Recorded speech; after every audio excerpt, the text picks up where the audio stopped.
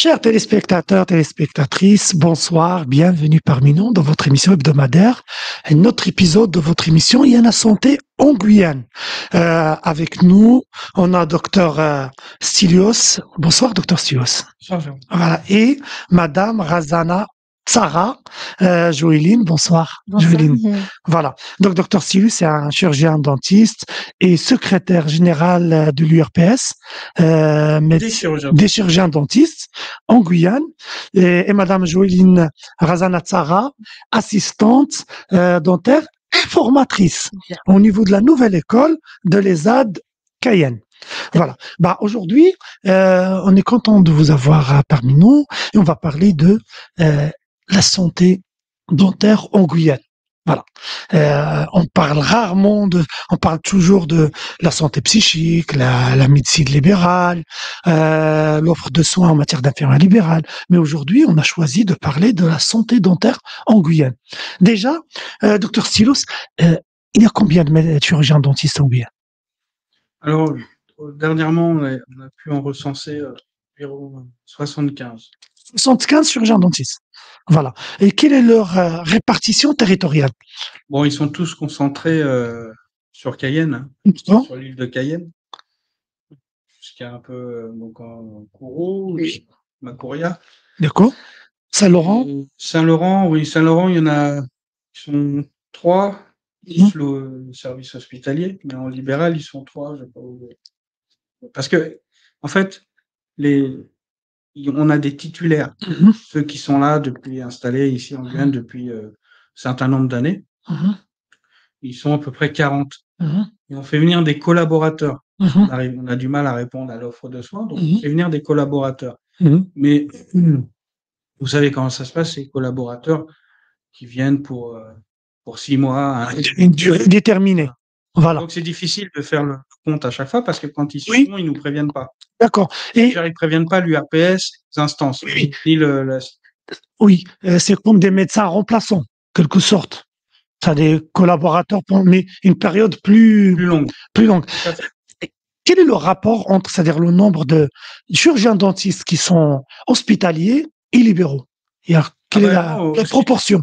Hospitalier, je crois que le service du CHOG, donc à Saint-Laurent, je crois que le praticien est parti. Il y avait un seul praticien? Seul praticien. D'accord. Et au CHAR de Cayenne, ils sont 2 praticiens. D'accord. Et 2 praticiens avec déjà, ils doivent eux soigner les malades de l'hôpital. Oui. Et les malades hospitalisés? Hospitalisés. Oui. Et ensuite, ils répondent à un service d'urgence de Monsieur Tout-le-Monde, mais à 2. Justement, on va y parler tout à l'heure. C'est-à-dire ces cabinets dentaires qui sont plus concentrés sur entre Kourou et Cayenne. Est-ce que, c'est-à-dire l'accès aux soins, c'est-à-dire comment ça se fait, par exemple, pour les urgences? C'est moi, j'ai un rage de dents et je tombe sur un week-end ou bien un jour férié. Comment ça se passe? Très difficilement parce que l'offre de soins elle est limitée. Le service d'urgence, il faut savoir que nous, avec le Conseil de l'ordre, on fait une liste de praticiens pour les urgences dentaires tous les dimanches matin et tous les jours fériés matin, de 9h à midi. D'accord. Donc, vous avez cette liste qui est diffusée sur les réseaux sociaux. Diffusée, vous pouvez appeler le 15. Voilà. Le SAMU, il a cette liste qui est actualisée. D'accord. D'accord. Puisqu'on le Conseil de l'ordre l'envoie au SAMU. D'accord. Les pompiers doivent l'avoir aussi. Après, vous savez comment ça se passe, la communication en Guyane. Mais c'est que le matin. Alors, c'est que le matin, ouais, c'est que le matin et c'est on n'a pas de local comme les médecins. C'est dans les cabinets de chaque les cabinets de chaque praticien. Exactement. D'accord. Donc, si vous avez mal aux dents à Cayenne et que le praticien de garde, il est à Saint-Laurent, c'est pas des listes de garde territorialisées, c'est-à-dire une liste de garde à Saint-Laurent et une qui est à Cayenne. Non. Non, parce que c'est un territoire. Ouais, mais ça va être compliqué, c'est quelqu'un. Ouais. D'accord. Et au fait, est-ce qu'il y a des perspectives que cette permanence de garde, que l'amplitude des horaires soit plus, qui couvre, je vais être optimiste, qui soit sur H24, quoi. Vous pouvez parler d'un service d'urgence, voilà, un accès comme on peut trouver à Paris, exactement, Port-Royal, quoi, ouais. Mais c'est un service dentaire privé, quoi, hein. C'est, je pense pas, c'est compliqué à mettre en place. Par rapport au nombre de chirurgiens dentistes, où il y a d'autres contraintes, d'autres. Je me suis pas attardé là-dessus, mais je pense que déjà le nombre de chirurgiens dentistes, je pense que comme ils sont en libéral, on peut pas leur imposer quoi que ce soit. Bien sûr. C'est le statut qu'ils ont choisi de libéral, justement. Et après, de créer un service privé d'urgence dentaire, c'est faisable, tout est faisable. Vous savez, hein, c'est une question de volonté, hein, tout est faisable. Moi, je me suis pas attardé dessus parce que je pense que c'est assez compliqué. Alors, c'est soit un local où on irait 7 jours sur 7, 24 heures sur 24. Et malheureusement, il faut trouver le praticien qui veut, ou les praticiens qui en alternance joueraient le rôle. À mon avis, c'est très très compliqué à mettre en place. D'accord. Ne serait-ce que après administrativement, question d'assurance aussi, etc. Parce qu'on peut avoir aussi des chirurgiens dentistes mobiles. Oui. Ça peut se faire, mais là les assurances entrent en jeu. Parce qu'il n'y a pas, c'est-à-dire parce que l'accès aux soins et l'enfant, moi je trouve que c'est très important, surtout pour des spécialités, comme la chirurgie, c'est-à-dire la médecine dentaire. Et est-ce qu'il n'y a pas d'accompagnement à travers l'ARS tutelle? C'est pas pour vraiment aider, c'est-à-dire accompagner ces professionnels qui assurent parce que finalement, ça devient en quelque sorte un service, c'est-à-dire service public d'accès, c'est-à-dire aux soins. Le service public, normalement, il est hospitalier, quoi. Oui. Parce que là, on a affaire à des libéraux. Mais vu le nombre qui est pas c'est-à-dire à l'hôpital, est-ce qu'il n'y a pas de. Donc, ils ont le même problème que nous, en fait, que dans le milieu libéral. Oui. On manque de mains, praticiens. On est la région, au niveau national, on est la région la plus sous-dotée. D'ailleurs, un nouveau zonage a été fait par l'ARS. Oui. Et qui considère toute la Guyane en très sous-dotée. D'accord. Rappelez-moi, on est combien ici de chirurgiens dentistes? Une quarantaine, voilà. On doit être quarantaine titulaires et 40 qui bougent. Voilà. Et ici, c'est-à-dire pour fonctionner de façon entre guillemets normale, il faut combien de chirurgiens dentistes pour une région comme la Guyane? Je sais pas, tiens, les chiffres. Oui. Ah oui. La densité, il faudrait. Je sais pas. C'est une bonne question. Hein. D'accord. Question piège. Non, c'est pas une question piège, mais ça me ramène. Parce que moi, les chiffres, c'est pas mon truc. Ça me ramène. J'aurais fait comptable. Voilà. Mais ça me ramène à une autre question. C'est que bon, qu'en est-il pour les autres communes, surtout sur le fleuve? Comment ça se passe sur le fleuve? C'est-à-dire avec toute la population qui est sur le fleuve. Quelle est l'offre de soins, soit hospitalier, soit libéral, qui est sur, par exemple, Maripasoula? Je donne l'exemple de Maripasoula. Maripasoula, on a eu à un moment donné un praticien libéral qui a exercé à Maripasoula, qui exerçait à Saint-Laurent. Un temps partiel. Oui, c'est ça, qui a exercé à Saint-Laurent, qui était sur Maripasoula. Maintenant, au niveau libéral, il n'y a plus personne. Donc, c'est l'hôpital qui gère via les CDPS. Oui, ils sont devenus des hôpitaux de proximité. À Maripasoula, Grand Sentier, Saint-Georges. Et Camopi, ils vont en construire un. D'accord.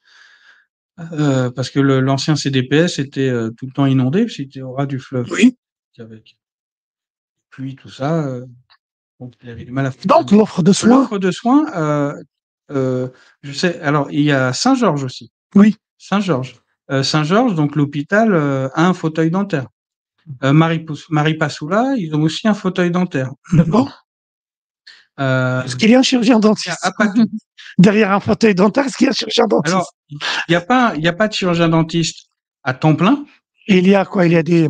C'est des missions. Des missions. Donc, ils arrivent à embaucher des dentistes vacataires. Oui. Donc, avec l'argent public, avec l'argent de l'hôpital. Oui. Et puis, ils ont demandé aussi l'aide des libéraux de Guyane. Oui. Qui veut participer aussi à des missions. Mais ils ont du mal aussi à recruter. Donc, ils sont déjà surbootés. sont déjà surbookés les médecins libéraux les chirurgiens dentistes libéraux. Bah oui, ils sont déjà surbookés. Nous, concernant le fleuve, nous, l'URPS des chirurgiens dentistes, on a mené des missions dans un premier temps à titre privé, sans subvention, pour voir. Pour le transport, oui. Vous avez payé de votre poche. Alors, l'URPS a payé beaucoup de choses, mais au niveau matériel, c'était le matériel des chirurgiens dentistes, tout ce qu'on pouvait amener. D'accord. Participer de cette façon-là. Et où Alors, on sait, nous, comme c'était des missions test, on voulait voir ce qui était possible de faire, ce qu'on pouvait faire comme type de soins, etc. Parce que dans notre panoplie de soins, il n'y a pas que les extractions. Oui, bien sûr, c'est très réducteur. Voilà. Donc, on a fait ça pendant 1 an et demi sur Camopi. Ça a très très bien fonctionné, à tel point que on a créé à Camopi, on arrivait à créer un cabinet digne de ce nom. On a poussé notre test vraiment au maximum. On faisait de la prothèse numérique avec tous les outils numériques. Oui. Nous, on a apporté notre propre matériel, scan oral. C'est-à-dire que avant, on prenait les empreintes avec une patte dans la bouche. Là, maintenant, on scanne avec un scanner qui est branché sur un ordinateur. L'ordinateur, il y a un logiciel où on conçoit la prothèse. Une modélisation. C'est de la. Et ensuite, on balance. Et sur une imprimante 3D. Sur une usineuse. Oui. Et ça s'appelle usineuse. Ouais. Il y a on fabrique vraiment sur place. Sur place. Ouais. À Camopi. À Camopi. D'accord. Et on a montré ça à l'ARS, etc. Et alors? Ils étaient ravis. Ils ont vu que ça fonctionnait, etc. Et voilà. Maintenant, si on veut le pérenniser, aidez-nous. Oui. Parce que là, on faisait appel aux praticiens libéraux. D'accord. Alors, les praticiens libéraux, ceux qui voulaient jouer le jeu, l'idée, c'était de, voilà, on va aller à Camopi et on va soigner les Amérindiens des villages de Camopi et de Trois-Sautes. Et les autres compos qui sont autour. Et donc, on part une semaine, donc on bosse toute la semaine. Oui. Ça, c'était intéressant parce qu'il y avait l'avion. Oui. On perdait pas de temps dans le pirogue, etc. On arrivait direct, on pouvait attaquer. Vous êtes opérationnel le jour même. Le jour même. Oui. Donc on arrivait, donc l'avion c'était le dimanche, donc lundi, mardi, mercredi, jeudi, on travaillait 4 jours. Donc on était, quand on a fait nos missions, on était 3 praticiens. Donc on alternait, on bossait, mais vraiment on bossait de 9h à 15h, 16h, non-stop. Oui. On alternait, tiens, va manger, et puis tu reprends le relais. Et une équipe, il y avait une équipe. Avec une équipe d'assistantes dentaires. C'est des infirmières, parce qu'on n'avait pas d'assistante dentaire, donc on avait pris 2 infirmières. D'accord. Formées, etc. Et donc, le but, c'était vraiment de montrer que c'était faisable. Ce qu'il nous fallait comme matériel, etc. Donc, on avait un matériel portable que l'URPS a financé. Oui. Et qui fonctionne très, très bien. Et donc, l'ARS était très. Et alors, on bossait de lundi au jeudi, mais le praticien, on lui disait, et vendredi, samedi, l'avion, c'était le dimanche. Vendredi, samedi jusqu'à dimanche, on faisait un peu de tourisme. D'accord. L'idée, voilà. L'idée, mais oui. L'idée, c'est de joindre l'utile à l'agréable. Que le professionnel, lorsqu'il vient, c'est ça. Le problème, c'est que sortir le praticien de son cabinet pour lui dire, tu vas faire la même chose à Camopi, il va venir au début. Oui. Il va dire, ah ouais, super et tout. Puis à un moment donné, il va se lasser. Il dit, c'est bon, je préfère rester à la clim dans mon cabinet. Vous voyez, donc, on dit, voilà, tu viens et après, on va te faire découvrir un territoire. Parce que beaucoup de praticiens, guyanais, connaissaient pas le territoire de leur propre territoire. Donc, on découvrait. Alors, on avait un accord après avec notre logisticien sur Camopi. Oui. Et lui nous emmenait dans des sites. Si vous y allez, vous, en tant que simple touriste, vous y allez pas. Hein. Oui, on vous laisse pas traverser la Camopi comme ça. Hein. Oui. Donc, on accédait à des sites. Donc, c'était Nicolas Chaumier, pour pas le nommer, qui est sur Camopi. Et donc on jouait, voilà, c'était joindre l'utile à l'agréable. Et le dimanche après-midi, on prenait l'avion et on rentrait. Donc on avait vraiment 2 journées pleines à découvrir des criques, à dormir en carbet, etc. Pardon. Et malheureusement, l'ARS était très friand, etc. Puis ils ont vu que ça fonctionnait. On avait rapporté des statistiques en disant on a fait du soin, etc. Par rapport, alors les Amérindiens, les habitants de Camopi, ils nous aimaient beaucoup parce que au début ils étaient très réticents, méfiants. Voilà. C'est qui encore ces dentistes? C'était des opérations en plus bénévoles et gratuites. C'est-à-dire qu'on faisait des soins, on les faisait pas payer. Ah, d'accord. On leur a fait des couronnes et tout. Et les chirurgiens dentistes, il n'y avait pas une enveloppe, un financement de l'ARS ou... Non, parce que dans un premier temps, on voulait tester pour voir ce qui était possible de faire. Mais même pendant la période de test, vous n'étiez pas accompagné. Non. On n'était pas accompagné. Mais on n'a pas demandé d'accompagnement. Parce que, après, voilà, nous, on est très pragmatique. On veut voir si ça fonctionne. Et si ça fonctionne, après, on va voir les instances. Et par la suite, vous avez vu les instances? Alors, les instances donc l'ARS qui nous a dit, ouais, c'est super, etc. Et qui a commencé à nous donner un début de subvention, de contrat de subvention. Et puis, du jour au lendemain, tout s'est arrêté. Pourquoi? Je sais pas. D'accord. On m'a dit. C'est pas période de Covid ou? Non. On m'a dit, c'est politique. D'accord. Alors, vous savez très bien, Jawad, moi, je fais pas de politique. Voilà. Des soins dentaires. Voilà. Non, mais sérieusement, non, c'est après, on nous a dit, non, mais ça, c'est le rôle de l'hôpital, c'est l'hôpital qui doit le faire, etc. D'accord, c'est dommage. Et donc, ça a mis fin. Et c'est dommage parce que on nous a critiqué parce que ce qu'ils ont gardé, en fait, de cette mission, c'est le côté touristique. D'accord. En fait, on entendait, ah ouais, les dentistes, ils vont encore. Oui, mais docteur Silos, mais il y avait un service rendu pour la population. Il y avait des soins. Là, j'ai une autre question. Je vais aller sur un autre sujet concernant, c'est-à-dire les assistantes dentaires. On a vu et avec docteur Silos qu'il y a un manque, c'est-à-dire il y a un désert, j'allais dire médical, ici en Guyane en matière de chirurgien dentiste. Qu'en est-il pour les assistantes dentaires? Alors, je pense que là, chacune, elles ont déjà leur cabinet sur place, mais alors, qu'en est-il? Je vous avoue que Est-ce qu'il y a assez d'assistantes dentaires ici sur le territoire, ou est-ce qu'il y a un turnover des assistantes dentaires? Est-ce que éventuellement les assistantes dentaires peuvent pallier en partie, c'est-à-dire on manque de chirurgiens dentistes, c'est-à-dire que ils peuvent, c'est-à-dire aider le chirurgien dentiste à tel point qu'ils peuvent, c'est-à-dire lui libérer du temps pour plus de soins. Qu'est-ce que vous en pensez? Oui, je pense qu'il y a quand même, il y a certaines assistantes, bon, qui sont pas diplômées, mais il y a une curiosité du métier, donc je pense qu'elles ont quand même le choix d'y travailler avec des praticiens. Après, sur le tas, bon, elles apprendront forcément, c'est aussi la bonne école. Mais qu'est-ce que vous en pensez, par exemple, vu qu'on ne peut pas avoir, c'est-à-dire pour le moment, c'est un service d'urgence dentaire, qu'éventuellement, à l'instar de, c'est-à-dire ce qui se passe au SAMU, où il y a des permanencières médicales, est-ce que vous trouvez que ça peut être possible qu'il y aura des assistantes dentaires qui peuvent déjà répondre aux citoyens, nos concitoyens, et les orienter, donner c'est-à-dire des informations, des conseils en attendant, c'est-à-dire pendant les moments où il n'y a pas d'offre de soins ou d'accès pour le soir, le week-end, ou qu'est-ce que vous en pensez? Non, moi personnellement, je pense pas que ça peut pallier quand même.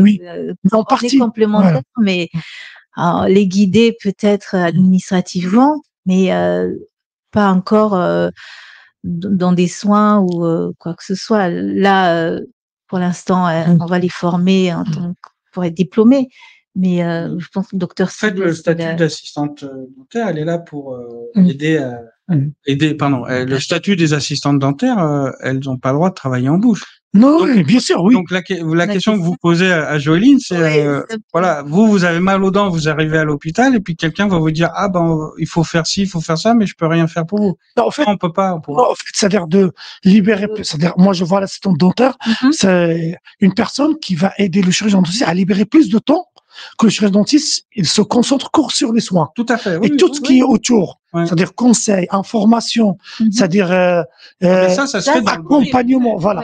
Ça se fait en cabinet. C'est déjà bien dans le cabinet, oui, c'est bien sûr.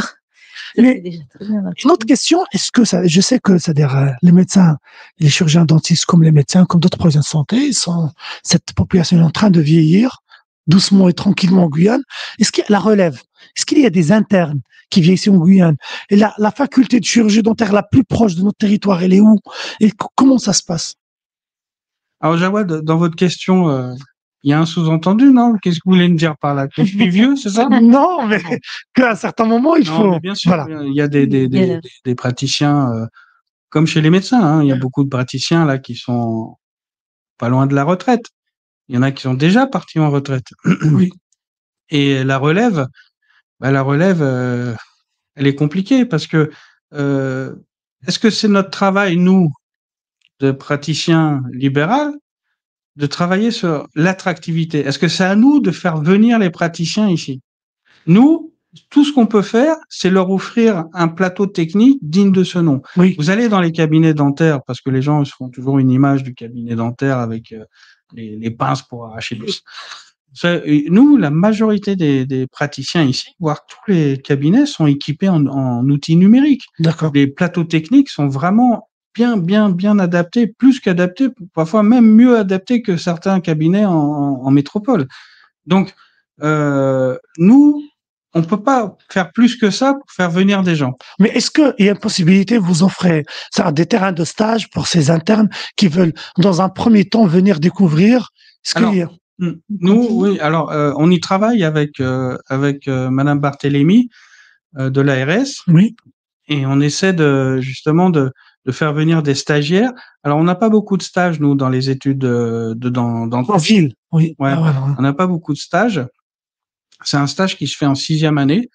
Là, il faudrait trouver des accords avec les universités, éventuellement, des facultés, des conventions. Oui. Mais l'ARS, là, c'est un scoop que je vous donne. Oui, sur Radio Yana Salam. Merci, Dr Stilios. Je vous dis les numéros du loto. Non, c'est un scoop. Et l'ARS va débloquer une enveloppe concernant les stagiaires de chirurgien dentiste et de sage-femme et de. C'est les assistants. Non. Ouais. Non, c'est une enveloppe vraiment pour payer le billet d'avion d'un stagiaire. D'accord. Mais je crois que c'est réservé aux chirurgiens dentistes. Médecins. Médecins, je crois pas. Hein. D'accord. Sage-femme. Sage-femme, et il y a une autre profession, je sais plus laquelle. Justement, des professions, des spécialités en souffrance. Oui. Et donc, ça permettrait de faire venir un stagiaire qui a pas fini de ses études. D'être accueilli dans un cabinet. Il peut découvrir. Découvrir, c'est ça, c'est exactement ça. Parce qu'avant, dans les années 90, 80, c'est-à-dire les médecins et les chirurgiens qui arrivent maintenant à la retraite, ils sont venus dans le cadre de VAT, service militaire. C'est-à-dire, c'est comme ça ils ont découvert la Guyane. Dans certains, ils sont restés ici.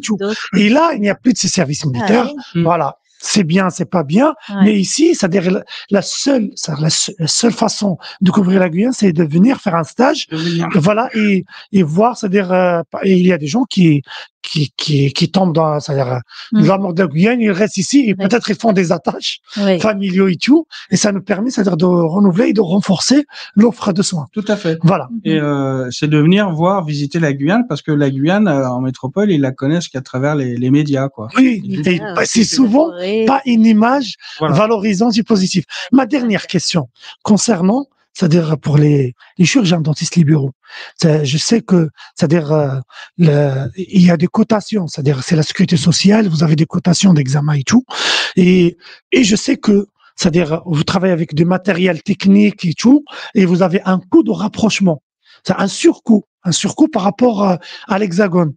Est-ce que la cotation, il suit ce surcoût par rapport, c'est-à-dire à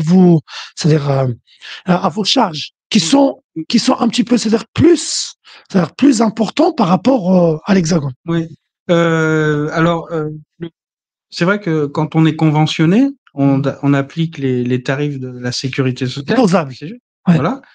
Les actes imposables et non opposables. Oui. Voilà. Et contrairement aux actes opposables. Oui.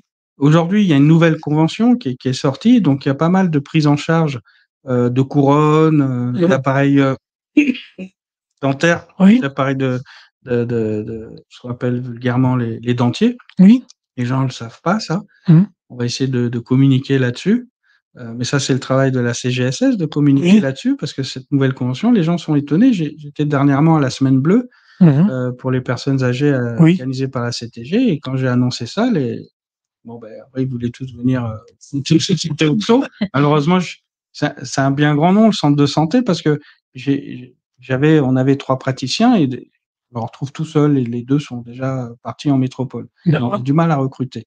Donc je leur disais, moi, j'aimerais bien, mais j'ai que 2 mains, quoi. Je pourrais pas accueillir tout le monde. Voilà. Et l'assistante. Voilà, c'est 4 mains.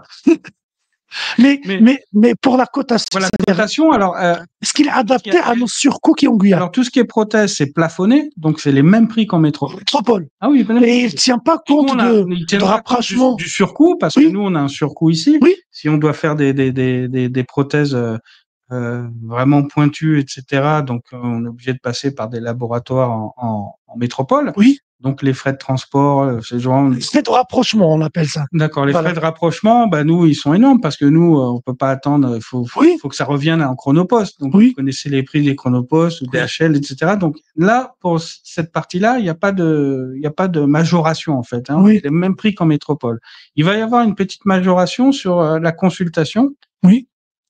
Ça va être la même chose que les fonctionnaires, 40%? Non, c'est pas, malheureusement, c'est pas 40%, mais justement, on y travaille avec la CGS, parce qu'on leur demande, en fait, et on n'a toujours pas de réponse. On leur demande, mais voilà, nous, la consultation en métropole, elle est de 23 €. Oui. Ici, elle est 27,90 €.